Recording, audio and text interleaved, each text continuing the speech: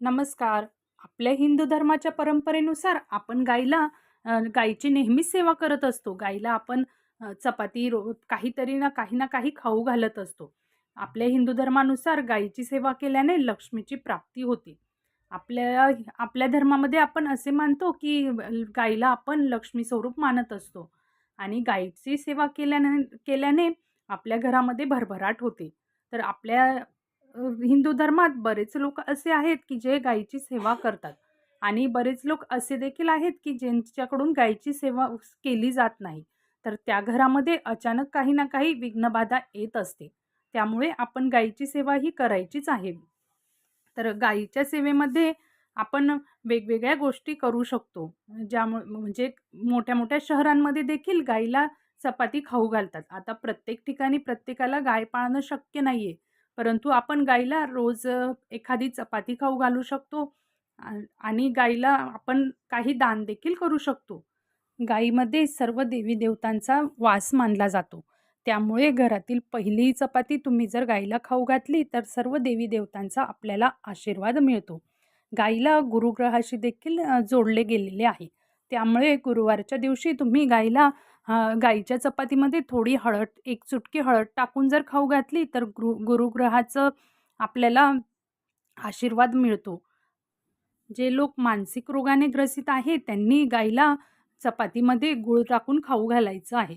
यामुळे त्यांच्यामध्ये सकारात्मक ऊर्जा येते आणि त्यांचे मानसिक रोग कमी होतो, टेन्शन कमी होतं. जर तुमचे सगळे ग्रह खराब असतील तर रोज गाईला सकाळी पहिली जी आपली चपाती बनते ती तुम्ही रोज खाऊ घाला. यामुळे सर्व ग्रह हळू शांत होतील. कधी-कधी जीवनामध्ये खूप दिवसापासून काही शुभ कार्य होत नाही. तर अशा वेळी तुम्ही गाईला रोज चपाती खाऊ घाला आणि गाईच्या डोक्याला हात लावून तुमची मनोकामना बोला. असे केल्यामुळे तुमची मनोकामना पूर्ण होऊन तुमच्या घरामध्ये शुभ कार्य व्हायला सुरुवात होते. गाईला नेहमी चांगल्याच वस्तू खाऊ घाला. खराब झालेल्या, जास्त शिळ्या झालेल्या वस्तू गाईला खाऊ घालू नका. म्हणजे जर आपण चपाती केली गाईसाठी वेगळी, रोज आपण जर चपाती काढत असाल, तर ती त्याच दिवशी गाईला खाऊ घालून द्या. ती शिळी होईपर्यंत घरात ठेवू नका. गाईला त्याच दिवशी ती चपाती खाऊ घालून द्या. तुम्हाला जर नवीन जागेवर घर बांधायचं असेल, तर त्या जागेवर तुम्ही 15 दिवस एक गाय आणि तिचं बछड्याला बांधून द्या. यामुळे भूमिदोष नाहीसा होतो. त्या जागेमध्ये सकारात्मक ऊर्जा येते, नकारात्मक ऊर्जा निघून जाते. तर तुम्ही घर बांधण्याआधी हे नक्की करून बघा. गाय जर तुमचा मार्ग अडवत असेल, तर हे खूप शुभ मानले जाते. गाय आणि बछड्याचे एकत्र दर्शन देखील आपल्यासाठी आपल्या जीवनामध्ये खूप शुभ असते. तुमच्या घराच्या आसपास जर गाय फिरत असेल, तर हे तुमच्यासाठी शुभ संकेत आहे. यामुळे तुमच्या घरातील अनेक संकटे, समस्या दूर होतात. तर तुमच्या घराच्या आसपास जर गाय फिरत असेल, तर तुम्ही नक्कीच त्या गायची सेवा करू शकतात.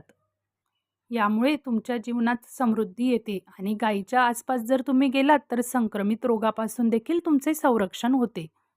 जर तुम्हाला गाय अचानक शेपटी मारत असेल तर हे खूप शुभ संकेत आहे आणि काली चितकाबरी जर गाय असेल तर आणखीनच शुभ संकेत आहे. जर तुम्ही मोठ्या-मोठ्या शहरामध्ये राहत असाल जिथे गाय मिळत नाही, तर तुम्ही गाईला रोटी कशा पद्धतीने खाऊ घालू शकतात ते मी तुम्हाला सांगते. तर तुम्ही काय करायचं आहे, गाईच्या नावाने पैसे काढायचे आहेत आणि एकाच वेळी एखाद्या गोशाळेमध्ये ते पैसे दान करून द्यायचे आहेत किंवा तुम्ही एखाद्या गरिबाला गाईच्या नावाची चपाती खाऊ घालू शकतात. गाईला उष्ट कधीही घालायचं नाही आपल्याला. गाईला नेहमी चांगलंच अन्न आपल्याला घालायचं आहे. आपल्या शास्त्रामध्ये असे मानले जाते की गायीमध्ये सर्व देवी देवतांचा वास आहे. जर तुम्ही पूजापाठ करू शकत नसाल, कुठे जाऊन ग्रहांची शांती करू शकत नसाल आणि गायीमध्ये पितरांचा देखील वास असतो, तर तुम्ही गाईला रोज एक चपाती खाऊ घालायची आहे. तुम्ही दुसरं काहीही करू शकत नसाल, तर हे तरी नक्की करायचं आहे. यामुळे आपले ग्रहदोष शांत होतात, पितृदोष नाहीसा होतो आणि आपल्या घरामध्ये सुख समृद्धी येते. तुम्ही नेहमीच ऐकत असाल की स्वयंपाकघरात जी पहिली चपाती बनते ती गाईला खाऊ घालायची आहे. असं केल्याने तुमच्या जीवनामधील दुःख असेल, परेशानी असेल, दर्द म्हणजे काही दुःख असेल ते सर्व दूर होते आणि हळू घरामध्ये धनाची वाढ होते, सुख समृद्धीची वाढ होते. तुम्हाला आता एक मी उपाय सांगत आहे, तो महत्त्वाचा आहे. तो मिठाबाबत आहे. मीठ तर आपल्या जीवनामध्ये खूप आवश्यक आहे. मीठ जर आपल्या जेवणात नसेल तर आपलं जेवण आणि बेचव लागतं. आपण जेवण करूच शकत नाही. जसं मिठाला आपल्या स्वयंपाकघरामध्ये महत्त्व आहे, तसेच ज्योतिषशास्त्रामध्ये देखील खूप महत्त्व आहे. मिठाला आपल्याकडे कर्ज मानले जाते. आपण नेहमी बोलत असतो, "खाल्ल्या मिठाला तरी जाग." त्यामुळे मीठ आपल्या आयुष्यात खूप महत्त्वाचं आहे. त्यामुळे तुम्ही जीवनाला सरळ बनवायचं आहे, आसान बनवायचं आहे, म्हणजे सोपं जीवन जगायचं आहे, तर मिठाचा हा सोपा प्रयोग तुम्ही नक्की करून बघा, जो मी तुम्हाला आता सांगत आहे. हा उपाय करताना तुम्हाला जास्त मेहनत देखील पडणार नाहीये. तर अगदी सोपा उपाय आहे. तुम्हाला काय करायचं आहे, तुमच्या घरामध्ये जी पहिली चपाती बनते, त्यावर थोडं मीठ टाकायचं आहे. आता तुम्ही विचाराल कुठलं मीठ? तर आपल्याला कुठलंही मीठ चालेल. खडे मीठ घ्या किंवा आपलं साधं टाटा मीठ जे तुम्ही घरात वापरत असाल ते मीठ घ्या. फक्त काळं मीठ तुम्हाला घ्यायचं नाहीये. तर हे मीठ आपण चपातीवर ठेवून एखाद्या कपिला गाईला खाऊ घालायचं आहे. कपिला गाय म्हणजे सफेद रंगाची गाय. जर तुम्हाला सफेद रंगाची गाय दिसली, तर तुम्ही सफेद रंगाच्या गाईला हे खाऊ घाला आणि जर तुम्हाला सफेद रंगाची गाय नाही मिळाली, तर इतर कुठल्याही गाईला तुम्ही खाऊ घालू शकतात. हा उपाय तुमच्या जीवनातील सर्व समस्या मुळापासून काढून टाकतो. तुमच्या अ, आयुष्यामध्ये, तुमच्या घरामध्ये जे कलह असतील, कटकटी असतील किंवा तुम्हाला काही नोकरीची समस्या असेल, मुलांच्या शिक्षणाची समस्या असेल, कुठल्याही तुमच्या आयुष्यामध्ये समस्या असेल, ते ह्या उपायाने मुळापासून निघून जाते. तर घरामध्ये सुख-समृद्धी आणण्यासाठी हा उपाय तुम्ही नक्की करा.